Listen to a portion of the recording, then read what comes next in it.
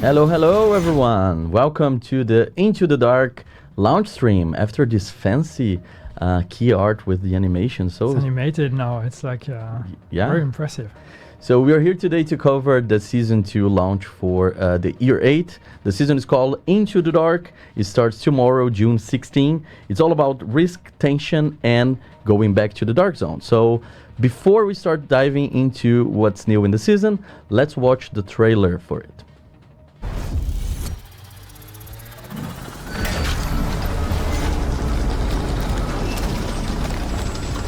The dark zones are changing. Hyenas are expanding their reach, growing stronger as they exploit what remains there. Agent, it's time to go back into the dark.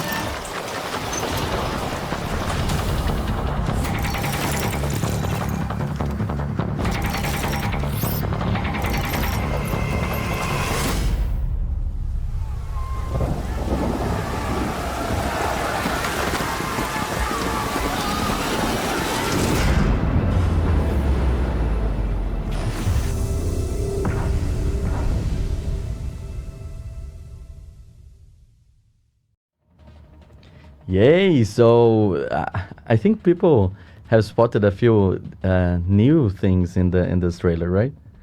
It's green. It's green. Yeah. No, a lot of green. But man, Season 2 is here. It's called Into the Dark because the players are going back to the Dark Zone. Before we talk about Dark Zone, PvP changes, everything from Season 2, there's something very important about this trailer that we showed a little bit. That is the fact that this is the season that we're bringing the second incursion for Division 2. Yes. Finally another incursion. So the location is the Steel Creek Dam, a hydroelectric plant. There's a hurricane. Can you say that again? Hydroelectric plant. I know that I can speak that better in Portuguese. Yeah.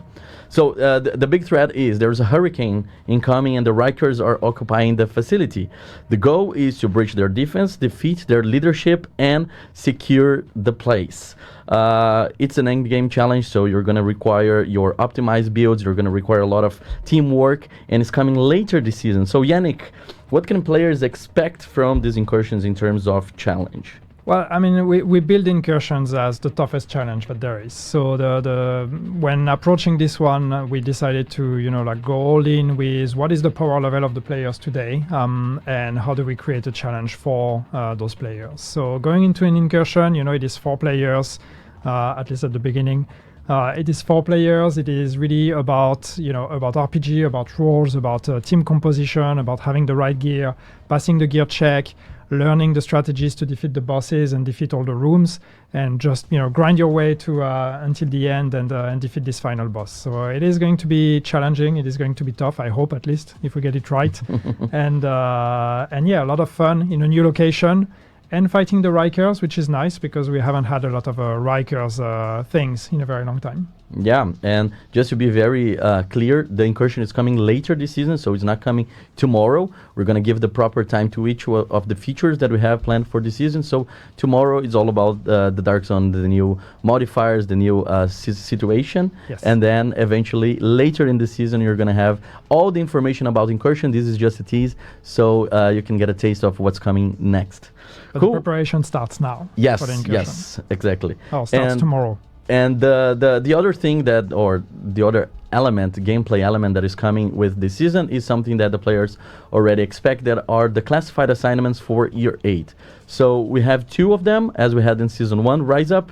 The first one is called Conspiracy Zone Hideout. This is the key art that you're seeing right now, the screenshot. This one is coming tomorrow, June 16, with the game. So if you buy the season pass with yeah, the season pass will come with that, and then you can buy it separately as well. This is the classified assignment 3, the third one, and it's going with the same narrative hook that we had before. It's the mystery of the lost agents. So you're going to this place. It's kind of an arcade place. Yes. Yeah. And this is the first one that you'll be able to play in Season 2. And then later, in July 21st, we have the Macmillan Reservoir Assault. We have an injured division agent trapped, and you have an active faction conflict to solve with the True Sons versus the Hyenas.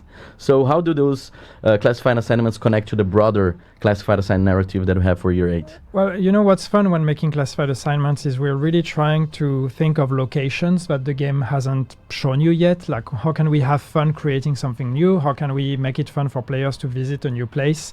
So when we build the arcade, this idea of like, what if we played with conspiracy theories and created a space where you can revisit some very classic conspiracy theories, but in a playful way. So this is what we did with the first one, and the second one was much more about this open space, playing with water and those very industrial buildings.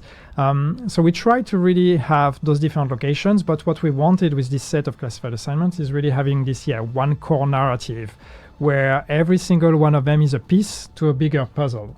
And so of course those, as they're part of the Lost Agents, they will add their own pieces, their own elements that will allow you to eventually piece everything together and trace back what is going on.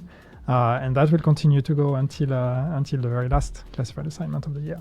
Amazing. I personally love the classified assignments because this is a moment that I connect with people who don't play Division 2 with me very often, but they just come to play and unravel this mystery. So I'm super looking forward. This is now for the people who are in the chat saying this is a pre-recorded stream, so this is a proof that is not. Yannick, let's talk about Season 2. So let's talk about Hyenas. This is the main thing that we have in this season. What situation are the players getting themselves into as they enter this season? We had in the first season the Black Tusk in the spotlight. Now it's time to fight the Hyenas. Yes, so this is where we're entering spoiler territories. So if you haven't played the climax of Season 1, now is your chance. So Season 1, Rise Up was very much focused on the Black Tusk, and this was the idea of the Black Tusk. They're kind of taking a break, and they're trying to salvage as much as they can before they move on. And in the climax, we kind of find out that they're going on a break, or they're going to release some of the pressure they've been putting on Washington, D.C. And so what happens when the Black Tusk is not here to police the city is that it creates a power vacuum within the factions where all of them will want to try to take the upper hand. And this season it's going to be the Hyenas. And what's always fun with the Hyenas, they have this unique thing, which is the spice. Which is this gameplay ingredient where they consume the spice and then they get this extra health bar. In this season, you're going to find out that they are working on a new recipe of this spice. And so we need to stop that because obviously this is bad. It's not really good. Drugs are bad, and drugs on hostile factions are even worse. So you're going to have to fight that, but they're headquarters in a way, and where the supply of spice of this new spice recipe is in the Dark Zone. Okay. And this is why you need to go into the Dark Zone to end that production and also claim those supplies. And this season we also have a new addition to our retaliation. We have the new elite Q squad of Hyenas. So this is something new that you're going to be able to face during Season 2, also exclusive for season like we had last time with the Team 9 for the Black Tusk. Cool, so now it's time to put the headphones on because we have guests. So yes, I have Yannick with me, but it's time to talk as well with our good friends from Bucharest. So I would like to introduce to you all Florin Michoroy, the lead game designer in charge of PvP in the Division 2. Hi Florin, how are you going? Hello everyone, hello agents, and hello Gogs. Yeah, so Florin, first of all, I know that a lot of players in the PvP community have been asking and waiting for you for a long time, and you're finally here. So how do you feel being included in the Division 2 project and now taking care of PvP? I'm really excited to be here, and I'm ready to do a lot of stuff in new seasons, and they will see what I'm preparing for them. Amazing. So let's talk first about the Dark Zone. So players who have played the PTS, they already have a glimpse of what's the proposition for this season. But we're going to have 3 Dark Zones rotating each week. In each one of them, we have different rule sets to keep the experience fresh every week. And each one of those Dark Zones, they have different player type in mind, or we had a player type in mind when we created them. So let's talk first about the PvE Dark Zone. It's called the Toxic Dark Zone. I think we have a nice, this one that I was waiting, the nice video showing the 3 different icons in the Dark Zone. So you see the middle one is, the green one is the Toxic Dark Zone. It's pure PvE experience, so no rogues, no PvP. It's the main location for the seasonal loop. This is where you can find the sample canisters, that is the resource, the currency that we have for this season. Is also the place where we have toxicity, a new mechanic that we developed for this season. So it's going to be one of the existing maps, so you can see now west, south, and east, but it's actually going to rotate, like I mentioned, every week, so you don't get to use the same map for more than 7 days. And Yannick, the first question that I need to ask you is why we decide to do this. Like, what player feedback led us to create a PvE only Dark Zone? Well, I think the fantasy of a PvE Dark Zone has always been there. There's a lot of people that would like to experience the Dark Zone, but are always intimidated by the idea of PvP. And while I know that there are some people who are very attached to the idea of the Dark Zone needs to be PvP, because there needs to be very high risk for this high reward. And I agree, but we thought within the context of a season, we can try to play around with those rules, and at least for that time window, create that experience of a PvE Dark Zone. So it's really opening the door for everyone to experience what the Dark Zone is and what makes the Dark Zone a bit special, although without the PvP, of course. And it's in this idea that we have of like trying things out. You know, we're in the 8th year of the Division 2. We can keep adding more things, we can keep reworking things, but we also sometimes want to take risk and try things and see how the players react to it. So since the idea of a PvE Dark Zone has always been there, we thought, well, let's try it out and let's see if it's actually fun. Let's see if that's something that we should spend more time and resources on in the future, or if it actually doesn't work and doesn't click, and in which case, well, that goes away at the end of the season, so then we can forget about it. Yeah, and by saying that, by experimenting all of that, Florian, how do you balance the tension? How do you make PvE Dark Zone with such a tension as it was with the PvP version? How did you create that? So this season, with the Toxic Dark Zone, we shifted all that pressure into the environment itself. In the Toxic Dark Zone, you're dealing with the new toxic mechanic and aggressive hunters. Plus, if you want to extract your loot, you need a stabilization agent. So the tension isn't about watching your back for another player going rogue. It's all about managing your contamination meter and surviving some really tough fights before extracting. And for the players who really like the concept of PvE Dark Zone, Yannick, is this a permanent edition or is this the season exclusive one? No, it's for this season only, at least for now. And this is really one of those things where let's see where that brings us. If the concept and the execution is something that resonates with a lot of people, we can absolutely consider bringing it back in this form or in another in the future. But this one is especially very intricately connected to the mechanics of the season. So that one is really built as a season experience only for this season. And then if in the future we want to bring another type of PvE Dark Zone, then we will look at that in isolation. Okay. Yeah, it makes sense. And for Flooring, now another question is, if this mode is intended as an onboarding step for players who want to try out the PvP Dark Zones later? Yes. Is the perfect training ground. Whenever an agent steps into the Dark Zone, the network drops and your tech starts acting up. Because of that, your gear needs to feel the same across disease. By keeping the combat balance, you can master your build without getting killed. by another player. Once you feel comfortable there, you're ready for the balanced or classic Dark Zone and something else in the future. We'll see. And in the PvE Dark Zone, you have is the place where you find the sample canisters that are the main resource of this season. It's a core seasonal resource that can be found in the DZ or dropped by Hyenas, and it's used for your passive modifiers to change, to buff your active modifiers as well with the surge, and it's very connected to the central progression loop of this season. So, Florian, what was the design goal behind adding a currency like the sample canisters? I know that people love currency, so you can go crazy now. Yeah, we wanted to give players a constant split-second choice between getting stronger right now or saving up for later. You can either bank them to unlock permanent passive upgrades as the season goes on, or you can burn them right in the middle of the fight to surge your active modifiers. That modifiers gives you a massive offense or defense power. It's all about deciding whether to hoard your resources or spend them to survive. And how does this tie into the broader seasonal economy design as well?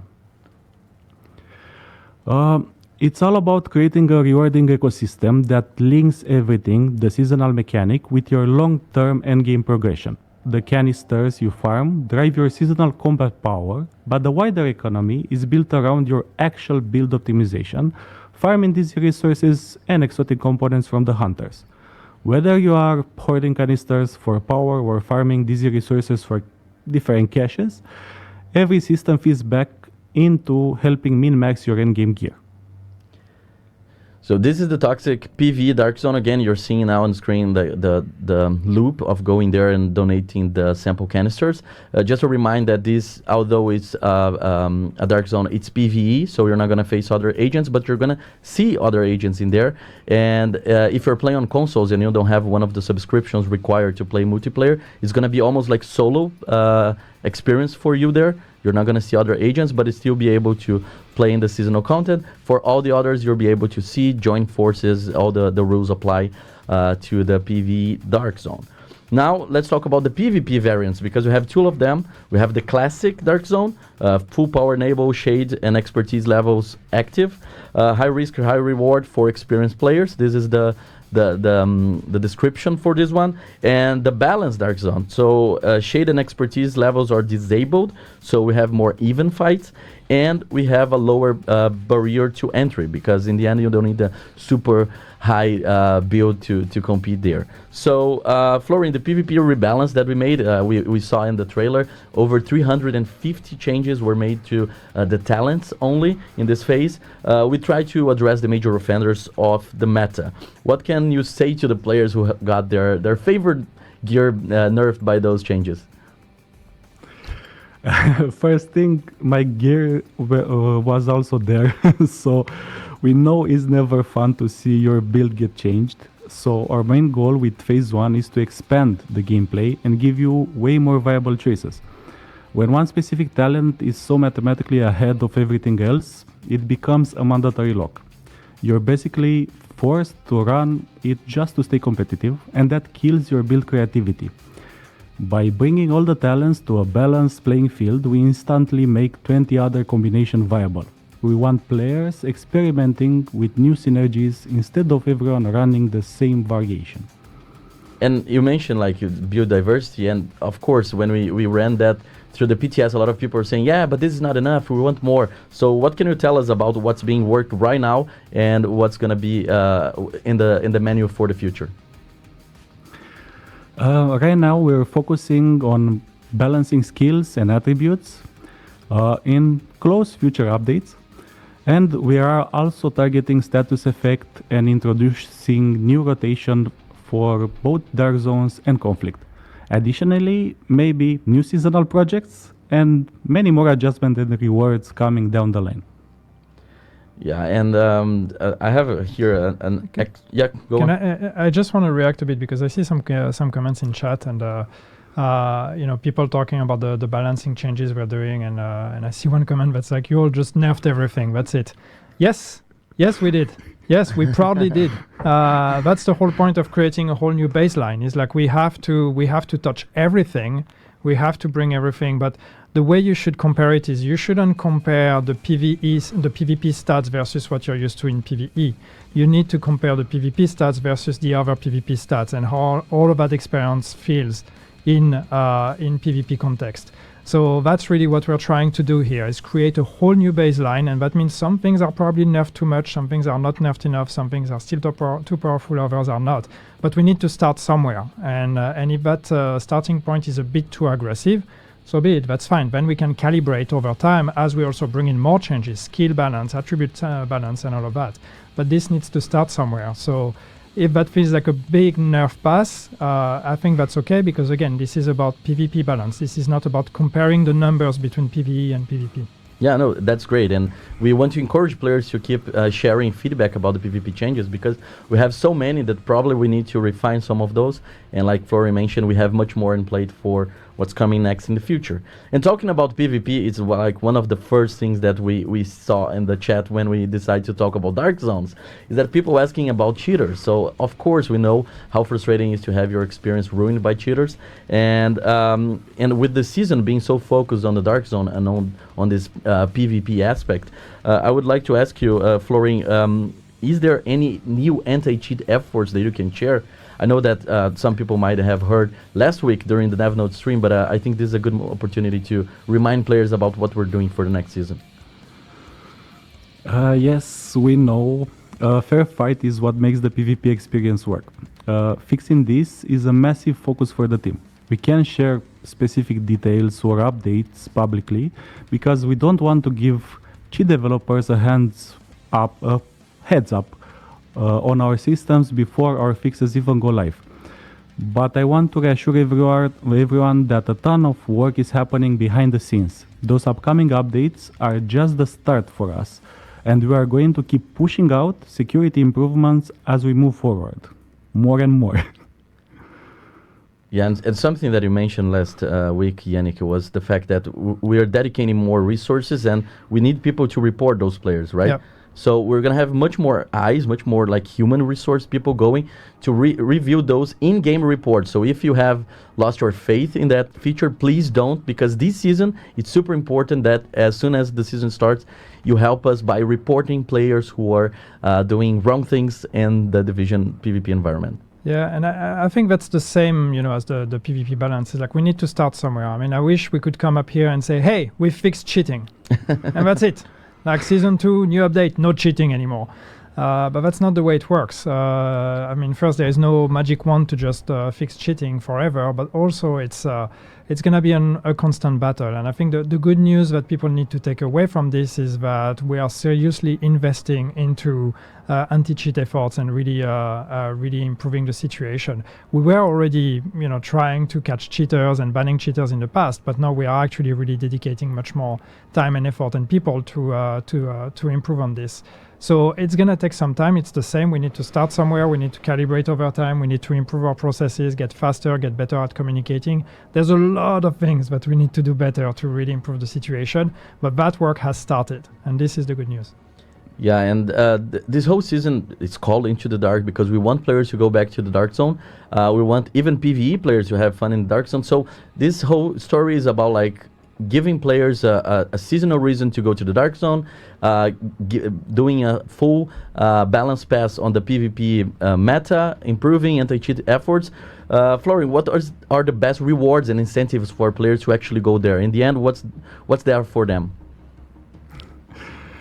This season, we made the rewards a lot more direct. If you're fighting in a balance zone, deconstructing contaminated gear now gives you double the Dark Zone resources. On top of that, we heavily buffed the drop rates for exotic components from PvP landmark chests and bosses. Then you take that easy resources to the revamped vendors and you can buy exactly what your build needs, whether that's optimization caches, exotic components, new prototype caches, everything to upgrade your gear. And we're going to keep improving on this economy in the future. And you mentioned the PvP variants there. What's the main difference that people will feel like? Like if I'm trying to experiment myself in the PvP environment, what should be the difference for me between the balance and the classic Dark Zone? The balance DZ is pure player skill and build synergy. It's an even playing field, and honestly, we've already been noticing the Dark Zone getting a lot more active with players jumping in lately, which make this the perfect spot for newer players to learn or for veteran to test out wild builds. The classic DZ, on the other hand, is your high-stakes Wild West, where everything is turned on. That's the place for veteran players to take their absolute best and see how they truly stack up against the rest of the community.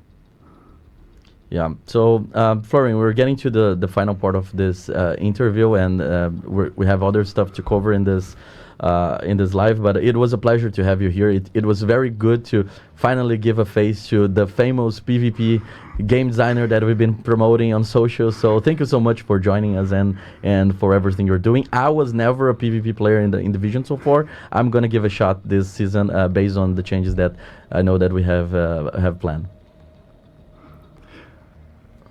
Do you have any final tips? Sorry, very much. Yeah, do you have any final tips for players like me? I know this is part of the script, but I completely forgot to ask the question. Thank you very much having me here. Yes, for the final tips, for the players, take advantage of the tweaks we just introduced. Use the Toxic Dark Zone to lock down your build, grab resources, and get everything ready before you jump into the other two DZs. The final thing, see you in the Dark Agents, because I'm always tinkering, playing, listening, and watching. Thank you so much, Florian. Thank you. Bye-bye. And roguing. Cool. Is that the term? Yeah. Roguing. No, I saw, I had to comment in, someone's asked Florian where's his po sound effect. I think we cannot make the community expect that like every yeah. Every interviewer will come here with the sound effects.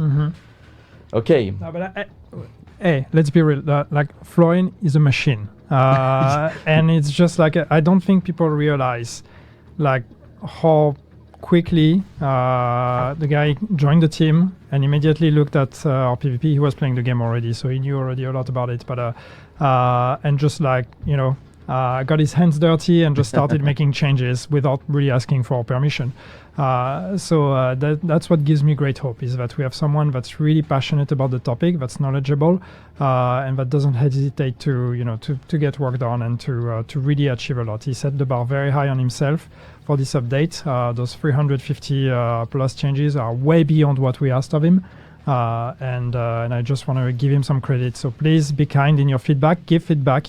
And let's all work together to keep improving on this. Yeah, that's basically the message that I had here. We need that feedback because making so many changes require a lot of iteration, and like you mentioned, it's a multi-phase process. We have more things stored for the future in the PvP community.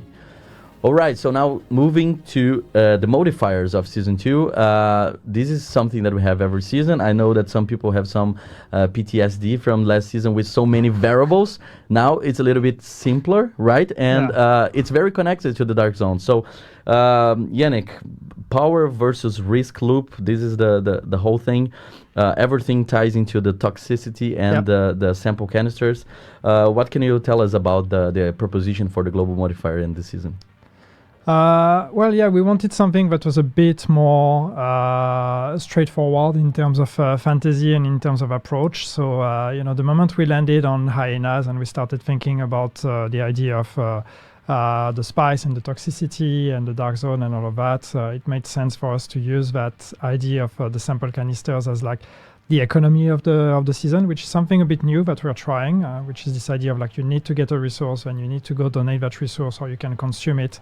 But then as far as what you gain from that, we, since a lot of that season is focused on the economy of it, we wanted the rewards for it to be very straightforward. So that's why we went with something that is, this kind of passive buff that just makes you better. And then it's the economy of actually feeding into the surge mechanic of the active modifiers and looking at passive modifiers also in a bit more simplified way, because this season, like last season, this season, it depends when you watch this, but season 1 Rise Up, we decided to go with something that was very, very, very complex, which is fun, but there needs to be a rotation in terms of complexity. So this one is a bit it's a bit more as I said, a bit more straightforward to approach, but still a lot of fun.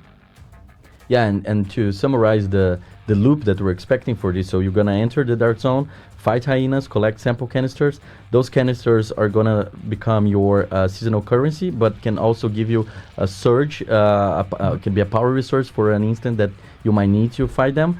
You spend them for passive modifiers or activate them for this burst power that I mentioned, and activating the active modifier will consume those canisters with the surge. So that's basically the idea. Now you're seeing on the screen the screenshot for the global modifier. You're gonna basically donate a bunch of canisters and unlock new power.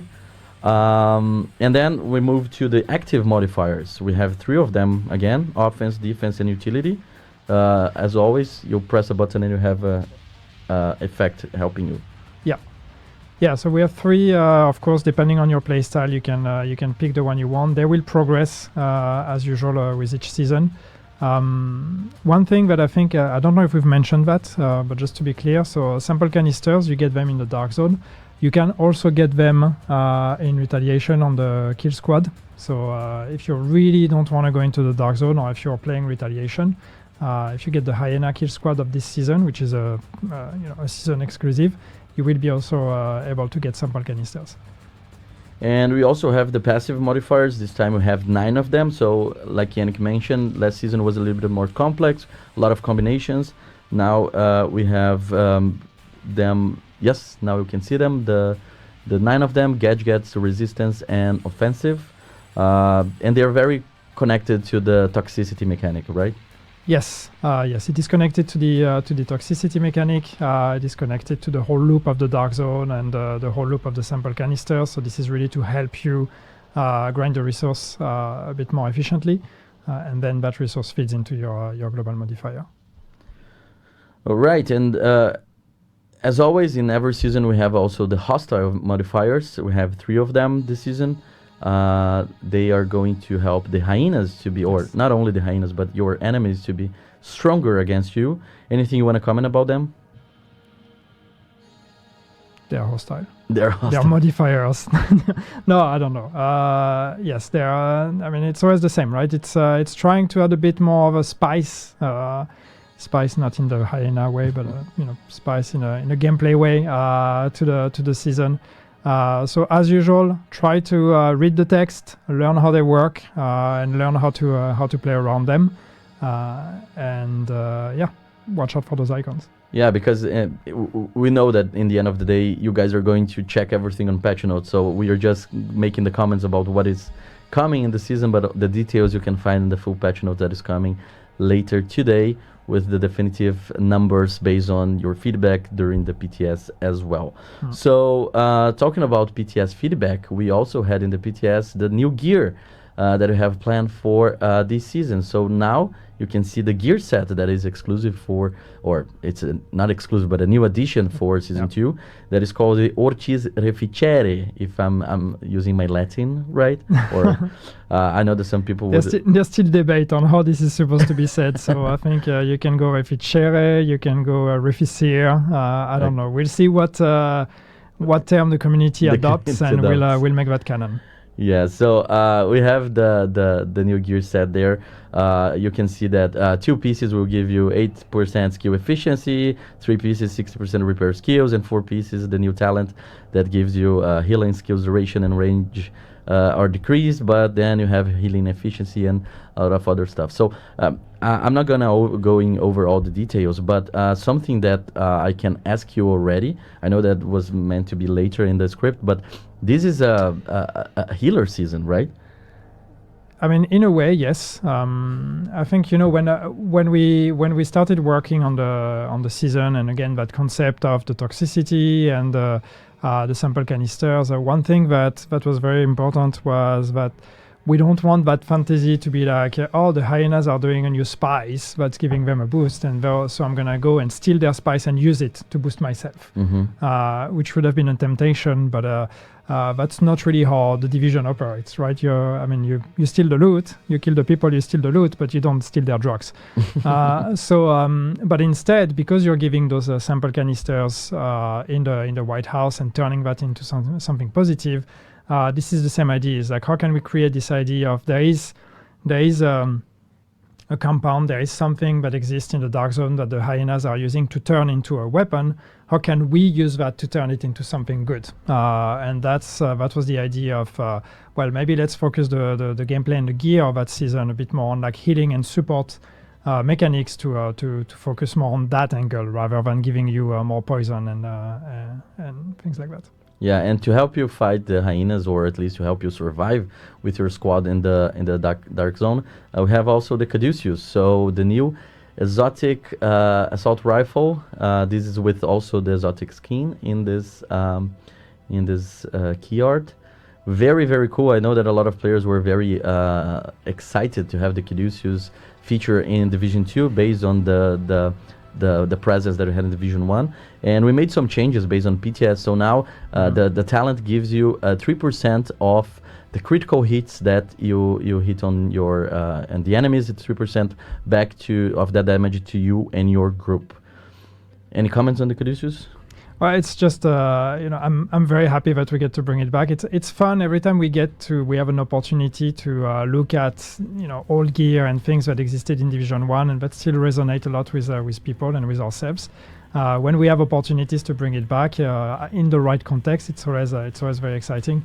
I'm super happy about Caduceus coming back because that was one of my favorite weapons in Division 1, and I'm glad that we managed to really keep the essence of it and even the look of the original one. So it's gonna be a lot of fun. It's one of those weapons that is conceptually pretty easy to understand and to work around. So I'm hoping people will find good ways to put it into their builds. Yeah, just a note that now you're seeing both Caduceus and the new LMG, so this is why you might be confused. The Caduceus is not an LMG. It's not an LMG, it's an assault rifle. Yeah, we also have the Nurse's knee pads exotics, the new exotic knee pads called Nurse's knee pads. It's a red core gear, right? You have crit chance and crit damage as the main attributes, but the talent gives you and the allies within 10 meters of you 40% hazard protection as well.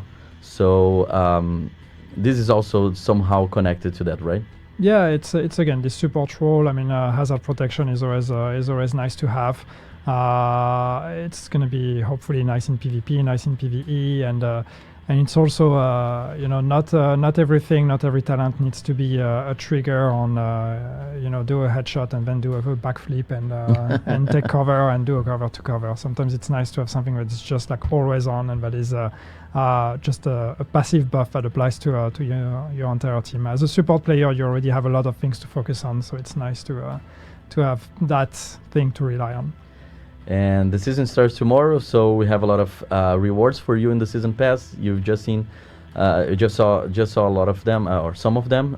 These are for example, the skins that you can obtain through the season pass. I'm gonna just read the list here, but we have 2 prestige arm patches, Hyena turret skill VFX, Hyena skill squad sniper outfit, the rusher outfit, 1 extra copy of the Caduceus exotic weapon, shade approved exotic weapon skin, 10 gear dice, 10 universal weapon skins, and 400 premium credits. This is for the premium track. On the free one, you have 3 arm patches, Hyena hive skill VFX, Hyena Q squad controller outfit, the Caduceus exotic weapon, the Nurse's knee pads, the exotic knee pads that we mentioned, block by block universal weapon skin, 2 named weapons, 2 named gear, and 1 brand set.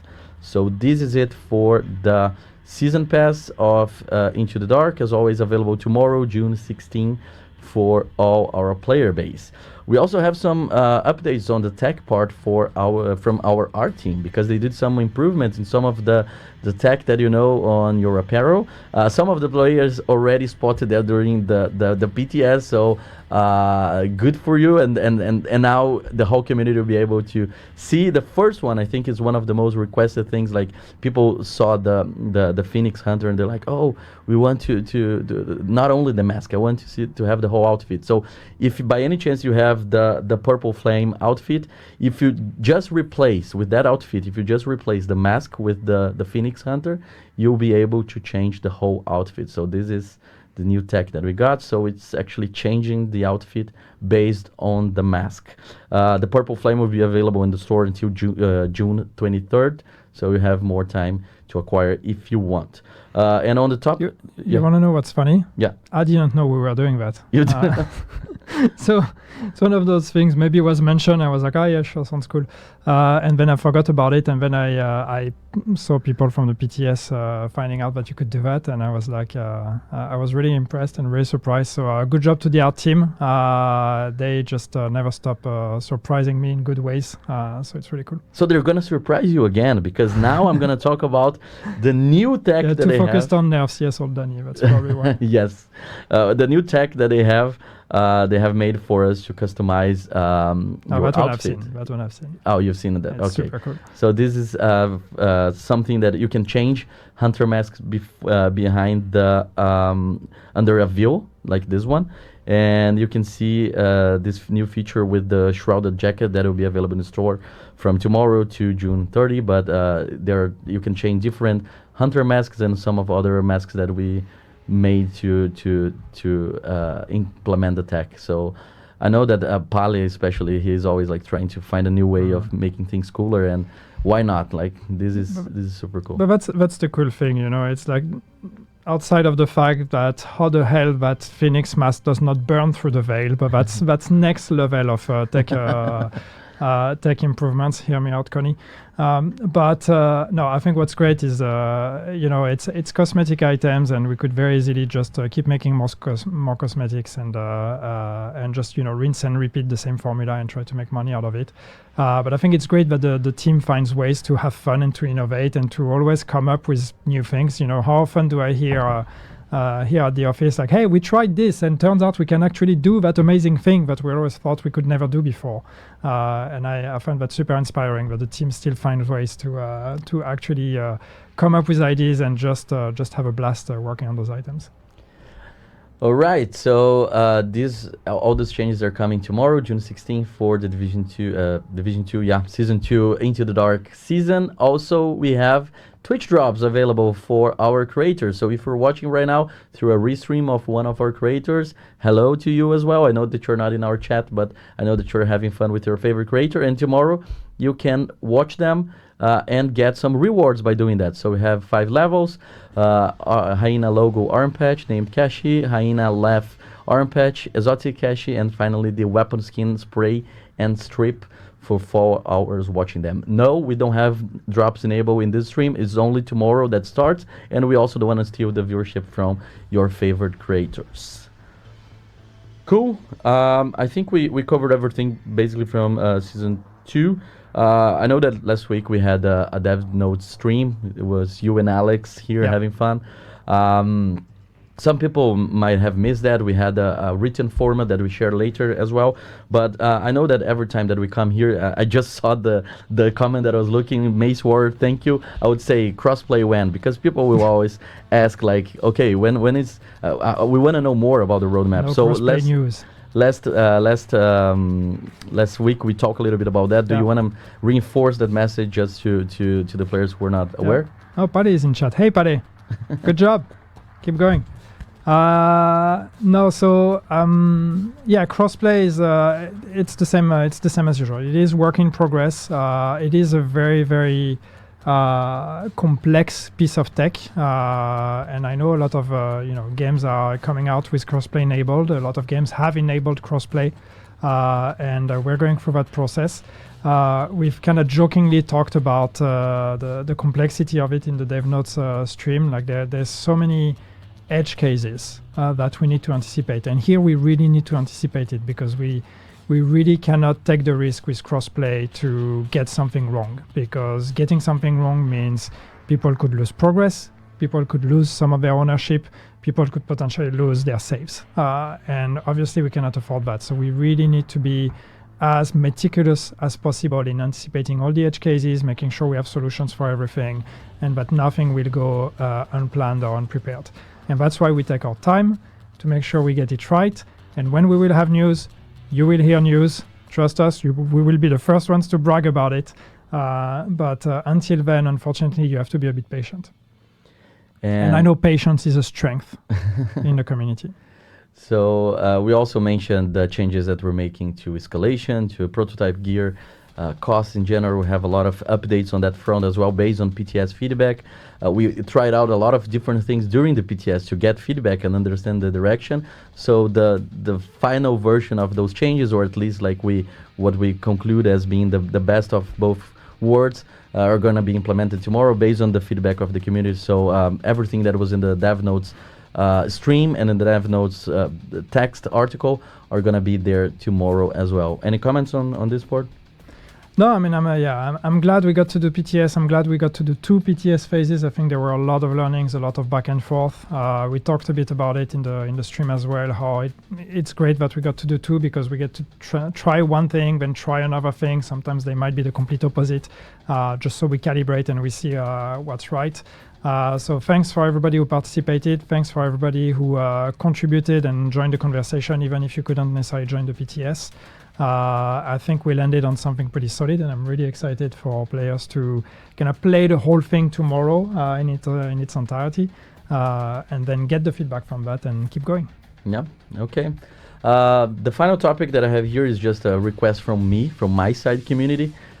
Please use the in-game report tool for cheaters this season. I know that we've talked about that before, but along with the bug reporter, the revamp or the new efforts that we're applying behind the scenes to the anti-cheat efforts are very important to ensure a clean and a fair experience to everyone. So I know that you guys are using the bug reporter now. It's great. We're being able to track a lot of bugs. We're being able to prioritize what affects you the most. And now I want to ask again, please use the in-game report feature, because we're dedicating more resources to get things done in the right way. Cool? So tomorrow, Season 2 starts. It's a very cool season. There are much more things coming later, but today we cover 1 incursion, 2 classified assignments, 3 dark zones. So this season is very cool. We have planned a lot of things for that. Obviously, there will be some events that we're going to cover later, and I hope you all have fun. Thank you so much, Yannick, for joining me today. Well, thank you. Yep, and see you next stream. But before that, we're going to be able to watch the dev diary for the season, so everything that we talk here in a very nicer way. Don't forget to share your feedback about Season 2 that starts tomorrow as well. Thank you so much, and patch notes available later today as well. Bye-bye. Thank you, everyone. Into the Dark places the Dark Zones at the heart of the season and brings a ton of exciting new content, including a brand new storyline centered around the Hyenas, 2 new classified assignments, fresh gear, and long-awaited PvP updates. However, the changes are not limited to PvP. The Dark Zone experience also receives a refresh with the addition of a PvE Dark Zone variant. Closely tied to the seasonal storyline and modifiers, it is available only for the duration of the season. To fight back and restore peace, agents must enter the Dark Zone. Hyenas are tearing up the streets of DC with a new, stronger supply of spice, and reports of missing persons are on the rise. The investigation leads into the Dark Zones, where the Hyenas are cultivating and stockpiling their chemical supplies called sample canisters. Civilians are counting on division agents to rescue the abducted victims and shut down spice production.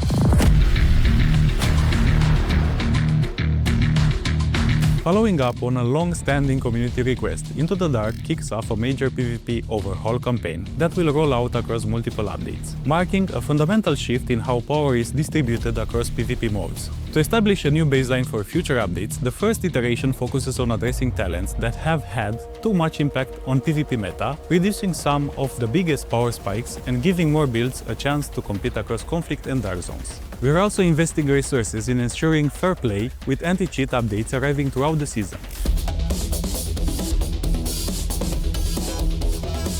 With Dark Zones in the spotlight this season, the entire ecosystem undergoes a fundamental shift. Designed for players who prefer skill-based tactical PvP, the normalized Dark Zone fully disables expertise and SHD watch bonuses. This creates a more balanced experience, making it ideal for newcomers looking to try the Dark Zones. And once players have gotten a taste of even-field PvP gameplay, we plan to unlock an uncapped, pure PvP-focused version later in the season. Aimed at the most experienced PvP players, it will offer a more competitive environment along with increased rewards. In the classic Dark Zone, the Rogue protocol remains active, and players will have the full power of their hard-earned SHD watch and expertise progression. And finally, Into the Dark introduces a new permanent feature, weekly Dark Zone rotation with the 3 existing maps rotating between different rule sets. Part of the rotation is also a PvE Dark Zone, where you can expect all landmarks to be occupied by Hyenas. And under the influence of new potent spies, they are more aggressive and stronger than usual. Agents must venture into these contaminated areas to collect sample canisters, a critical resource that powers this season's modifier, enabling build customization through a variety of global and circumstantial bonuses. Retrieving sample canisters won't be easy. The new toxicity mechanic comes with various side effects and affects agents based on how much they accumulate while inside the Dark Zone. This season's modifier system revolves around a new gameplay loop centered on sample canisters, a key resource earned from engaging in various Hyenas-related activities. You can use them to activate bonuses, power up active modifiers throughout the seasonal mechanic called Surge, or trade them at the special sample canisters vendor for powerful buffs like increased magazine size, rate of fire, and damage to armor. Active modifiers become even stronger when Surge is triggered, while passive modifiers provide additional support in the PvE Dark Zone, including reducing the number of sample canisters needed to activate Surge. But as the division grows stronger, so do the enemies.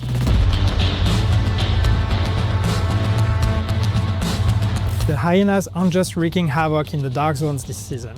Elite Kill Squad, made up of their toughest members, arrive to retaliation. Like last season, you can take them on and unlock new outfits inspired by these notorious bosses through the Season Pass. With the threat levels rising across the DC, agents can look forward to acquiring new weapons and gear to confront this challenge. The Caduceus Exotic AR offers critical hits repairs. The Ortiz Reficery gear set boosts hazard protection when healing allies. Nurse's knee pads grant hazard protection to you and nearby allies. And named weapons with fitting names, Brain Break and Insult to Injury, both equipped with a talent that applies confusion and amplifies damage to confused enemies. Finally, the Underboss Exotic SMG will arrive later this season as the exclusive Climax mission reward.